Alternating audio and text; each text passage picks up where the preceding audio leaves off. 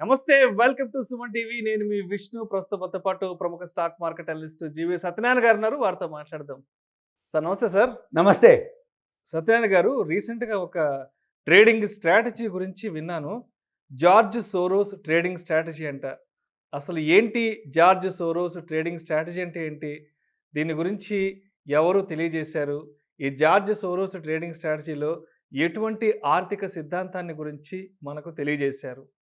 Okay. ఇది చాలా పాతదనే గానీ, కాపోతే ఇప్పుడు మనం మాట్లాడడం కొత్త.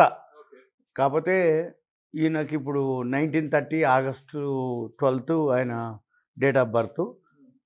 ఇప్పటికి 92 ఇయర్స్ ఓకే. ఏజ్‌లో ఉన్నాడు. ఇతను ఆర్థిక శాస్త్రవేత్త అనుకోవచ్చు. ఆయన ఏమి స్ట్రాటజీ ఆయన ఆయన ఎక్కడ అంటే హంగేరీ, బుడపెస్ట్ అనే ఏరియాలో ఆయన జన్మించటం జరిగింది. అయితే అప్పట్లో నాజీలు, సెకండ్ వరల్డ్ వారు ఇవన్నీ అతను తట్టుకొని నిలబడగలిగిండు. ఆయనేమి బిలియనర్ కాదు, మిలియనర్ కాదు. మామూలు కుటుంబంలోనే మామూలు కుటుంబంలోనే జన్మించిన అతను. కాకపోతే ఆర్థిక శాస్త్రం, ఎకనామిక్స్ మీద ఆయనకి కొంచెం బాగా పట్టు ఉంది. దాంతోటి అతను ఇవన్నీ చేసి చివరికి 1956లో అమెరికా వెళ్ళటం జరిగింది. అమెరికా వెళ్ళి అక్కడి నుంచి ఇక ఎకనామిక్స్ మీద, ఆర్థిక వాటి మీద అన్ని అనాలిసిస్ చేయటం జరిగి తర్వాత 1970లో ఒక మ్యూచువల్ ఫండ్ కూడా స్టార్ట్ చేయడం జరిగింది. క్వాంటమ్ మ్యూచువల్ ఫండ్ అది 1970 అట్లా స్టార్ట్ అయితే అది ఒక 2013 వరకు వచ్చాడు. అంటే 60 లక్షలతోటి మొదలైనటువంటి మ్యూచువల్ ఫండు 2013 వచ్చే టైంకి 550 కోట్లుగా అది దాని నెట్వర్త్ అంటాం. అంటే దాని వాల్యూస్ 550 కోట్లు అయింది. 550 కోట్ల డాలర్లకు విన్నాను. అవును, అది జరిగింది.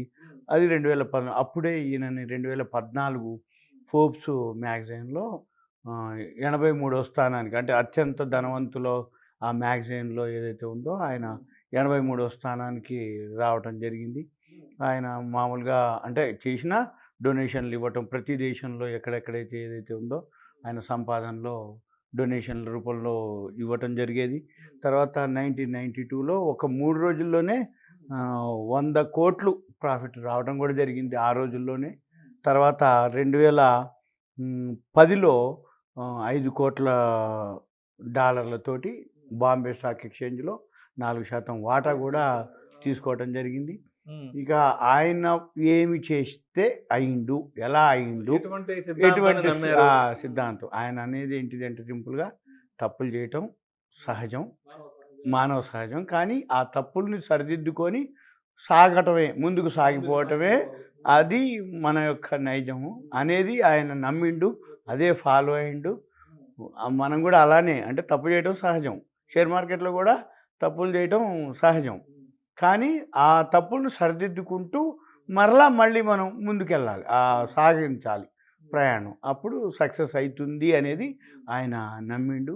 ఇంకొక మెయిన్ ఏంటిదంటే, ఎవరైతే మన కంపెనీలు ఉన్నాయో షేర్ మార్కెట్లో వాళ్ళ ఊహలు, వాళ్ళ ఆలోచనలని, అంటే అంతర్గతంగా ఏవైతే పనిచేస్తాయో అవి ఆయన ఒక సూత్రంగా ఫాలో అయ్యి అక్కడ దాన్ని సక్సెస్ అయ్యిండు, ఆయన ఇంప్లిమెంట్ చేసిండు. ఇప్పుడు కూడా మనం కూడా అలానే కనుక ఫాలో అయితే ఓకే. అంటే ఏంటిది, అంతర్గతంగా ఎవరైతే ఆలోచనలు, ఊహలు మనం కనుక పట్టుకోగలగాలి. అంటే ఇన్సైడర్ న్యూస్ అంటారు సింపుల్గా. ఏవైతే కంపెనీలకి అంతర్గతంగా, అంటే ఏంది, కంపెనీ యొక్క ఏమేమి ఆలోచనలు, అంటే రాబోయే రోజుల్లో కంపెనీ ఎలా వృద్ధి చెందబోతుంది అనేది కనుక మనం ఆలోచించి ఆ సూత్రాన్ని కనుక మనం కూడా ఫాలో అయితే మనం కూడా మన ఫండ్స్, మన దగ్గర ఏవైతే ఫండ్స్ ఉన్నాయో అవన్నీ కూడా మనము చేయడానికి వీలవుతుంది. అయితే ఆయన అంటే ఇప్పుడు జనరల్గా ఆయన వాల్యూ వచ్చి మొన్నటికే ఎంత ఉంది అంటే సుమారుగా 860 కోట్ల డాలర్లు అనమాట. అది మొన్న 2022 వరకు ఆయన ఫోర్బ్స్ మ్యాగజైను అంటే పబ్లిష్ చేయడం జరిగింది. ఆయన ఇప్పటికీ జీవించే ఉన్నాడు, 92 ఏళ్ళు. కాకపోతే ఆయనకి సరిగా 3 భార్యలు, ఇద్దరికి విడాకులు ఇచ్చిండు. అంటే ఇంటేజ్‌లో కూడా ఆయన అంటే వాళ్ళ పిల్లలు ఆయన. కాకపోతే హంగేరి ఏదైతే ఉందో చాలా బుడపేస్ట్ అనేది చాలామందికి ఎక్కువ శాతం వినుంటారు. ఈ బుడపేస్ట్ అంటుంటారు. మామూలుగా గూడా. అది హంగేరీలో ఒక ఏరియా, ఒక ప్రాంతం. ఒక ప్రాంతం. ఈయన అక్కడ జన్మించిండు. కాకపోతే అక్కడ నాజీలు ఇవన్నీ అప్పట్లో సెకండ్ వరల్డ్ వారు అవన్నీ బాగా యుద్ధాలు జరిగేది. అప్పట్లో ఈయన ఒక టైంలో అంటే ఇల్లు అవన్నీ వదిలేసి కూడా వెళ్ళిపోవటం జరిగింది. వెళ్ళిపోయి మళ్ళీ తర్వాత అంటే పేర్లు కూడా మార్చుకొని జీవించటం జరిగింది. అంటే ఆ పేర్లు అవన్నీ ఉంటే వీళ్ళు నాజీలు వీళ్ళందరూ అప్పట్లో వీళ్ళని శిక్షించేది. అటువంటిది వీళ్ళు పేర్లు మార్చుకొని తర్వాత ఎప్పుడైతే వరల్డ్ వార్ అయిపోయి సెకండ్ వరల్డ్ వార్ అయిపోయి మళ్ళీ మామూలు స్థితికొచ్చిందో అప్పుడు మళ్ళీ ఆయన మామూలుగా రావటం జరిగింది. అంటే ఆయన అనేదల్లా ఇదే తప్పులు చేయడం సహజం. కానీ ఆ తప్పులు సరిదిద్దుకుంటూ ముందుకు పోవాలనేది ఆయన సూత్రం. దాని మీదనే ఆయన కంటిన్యూ అయ్యిండు. ఇప్పుడు కూడా అలానే ఉంది. మనం కూడా రెండే కంపెనీ యొక్క అంతర్గత ఏవైతే ఊహలు, ఆలోచనలని గనక పనిచేస్తాయని నమ్మటం. అది పనిచేస్తాయని ఆయన నమ్మిండు, క్యాష్ చేసుకుండు.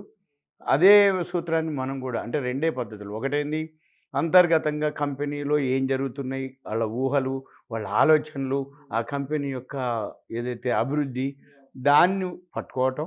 రెండోది ఒకవేళ తప్పులు జరిగినా తప్పులను సరిదిద్దుకుంటూ ముందుకెళ్ళటం. ఈ రెండిటి మీదనే ఆయన సక్సెస్ అయ్యిండు. మనం కూడా ఇప్పుడు మన ఇన్వెస్టర్లకు కానీ ఎవరికైనా చెప్పేది ఇదే సూత్రాలు.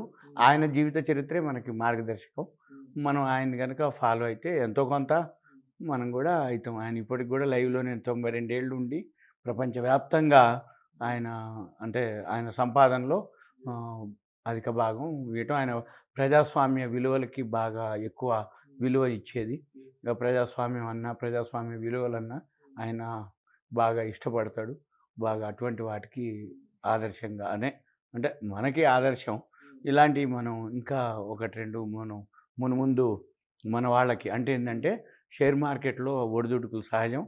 షేర్ మార్కెట్లో వస్తాయి. కానీ అవి సక్సెస్ అయిన వాళ్ళవి గనక మనం తెలుసుకోగలిగితే మనకి ఇంకా ఒక ధైర్యం అనుకోండి, నమ్మకం అనుకోండి. చాలామంది ప్యానిక్ అవ్వటం.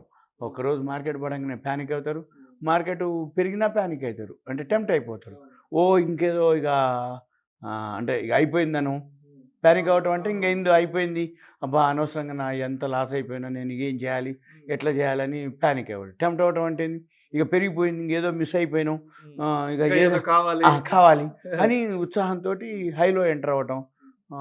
అంటే చాలా కంపెనీలు హైలో అంటగడతాయి, లోలో మళ్ళీ వాళ్ళే కొంటారు.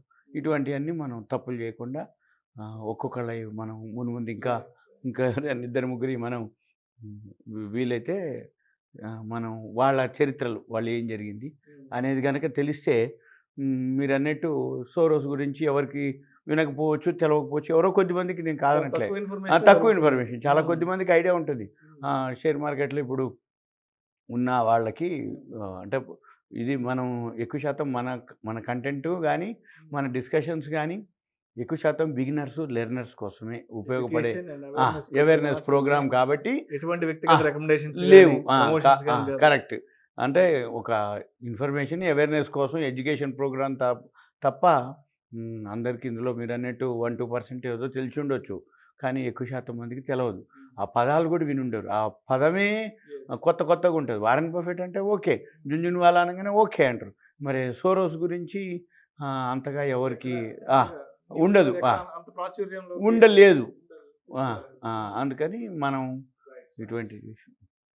Thank you sir, thank you so much. So మొత్తంగా జార్జ్ సోరోస్ ట్రేడింగ్ స్ట్రాటజీ అంటే మార్కెట్లో పెట్టుబడిదారుల అంచనాలు, ఊహలు అంతర్గతంగా పనిచేస్తాయన్న సూత్రం మీద సో మరి ఆయన కూడా దాని ఒక ఆర్థిక సూత్రంగా తీసుకొని సో ప్రపంచంలోనే ఆయన కూడా ఒక అత్యంత ధనవంతుడిగా వృద్ధి చెందారు. అవును. Right. Thank you sir, thank you so much Satyanarayana గారు. ఓకే.